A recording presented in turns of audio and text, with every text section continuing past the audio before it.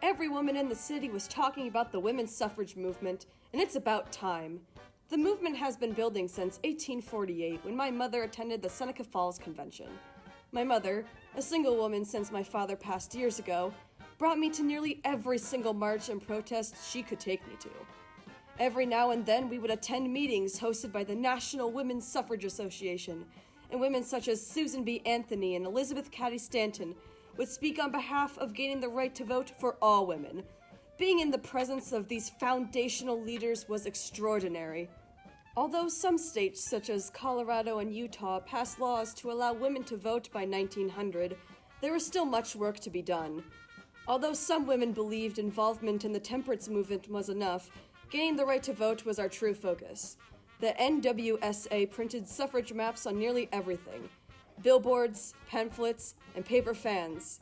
They even commissioned silent films from 1912 to 1914 that pictured women involved in politics. Finally, on June 4th, 1919, the 19th Amendment was passed, which gave all women the right to vote and participate in elections. With all of this social change happening for us women, I can only imagine of what the future will hold for the next generation.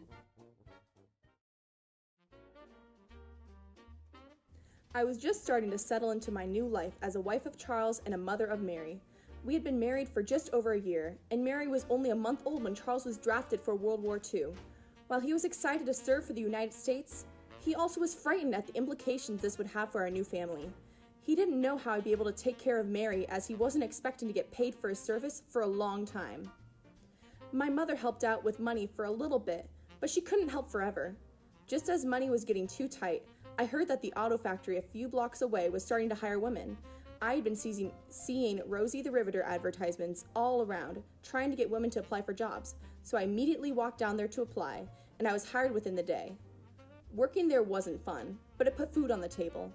I was surprised to see the sheer number of African American men and all kinds of women, married, single, and widows, all assembling military cars together.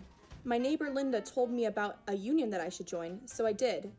Being in the union was very empowering, and there were a lot of women there. There were more single women than married, but I wasn't the only working mom in the union. I heard that there were 3 million of us women all over the country in unions. By the end of the war, we made up a third of the civilian workforce. Soon the war was finished, and I was booted out of my job just as abruptly as I was put in it. Charles was able to return to work, so I wasn't too concerned about money. I joined a local women's group to try and get rights for us. I'd never thought about having rights for women prior to the war, but after my time in the union, I felt I had to fill that role with something else. I hope in the future that women like me can keep jobs in the factories, as they were better paying than the other jobs we worked prior to the war. The government gave us the opportunity, so they can't expect us not to be upset after it was taken away.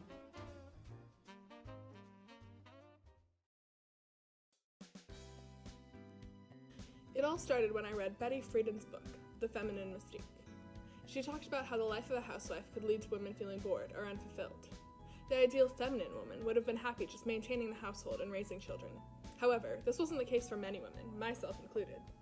I was a student in college, and I knew that instead of getting married and starting a family, I wanted to get a job and make use of my degree. I knew that everyone expected me to be a mother, and that it would be hard for me to get respect in the workforce.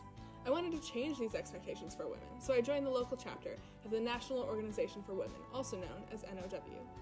We focused on issues such as reproductive rights, workplace equality, and preventing violence against women. Many members of NOW and other feminist groups wanted to pass the Equal Rights Amendment, or ERA. This amendment would guarantee that no one could be denied equal rights on the basis of sex. Some members left NOW because they opposed this amendment, fearing that it would take away protections for women that were already in place.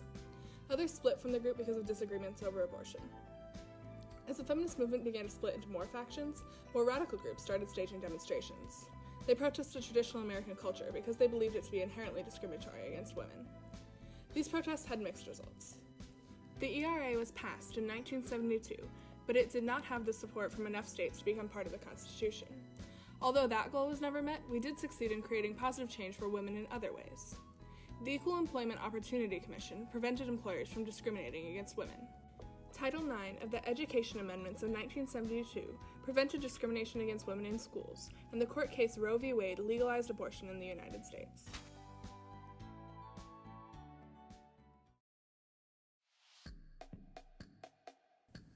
Currently, there's a lot more we can do as a society to advance the women's movement. One area of improvement is in abortion rights. We made great lengths for these rights in the case of Roe versus Wade back in the 1970s.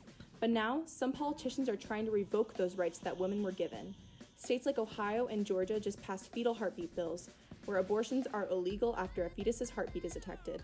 Alabama just passed the harshest abortion law yet, where a woman could get 99 years in prison for getting an abortion. All of these laws come after Kavanaugh was chosen as a new Supreme Court justice, and many conservative politicians hope that Roe v. Wade will be overturned because of him with these new bills. Women have fought for abortion rights in the past and will continue to fight for abortion rights by demonstrations and expressing their opinions on platforms such as Twitter. Another modern manifestation of the women's movement is the Me Too movement. This movement was started after sexual assault allegations about Harvey Weinstein were spread on social media. After these allegations came out, actress Alyssa Milano tweeted the phrase Me Too, a phrase which was originally coined by social activist Tanara Burke. Me Too quickly became a popular hashtag used on Twitter as a way for women to share their experiences and support sexual assault victims, especially those who had previously been too scared to come forward.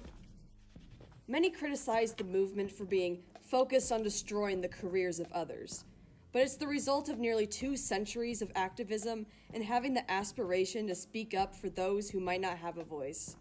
Movements spanning from the women's suffrage movement to modern-day feminist movements like Me Too are the product of women fighting for their rights in society and speaking up against discrimination. The women's rights movement has changed drastically over the years, but the foundation still remains, giving women the independence and influence in society that they have longed for centuries.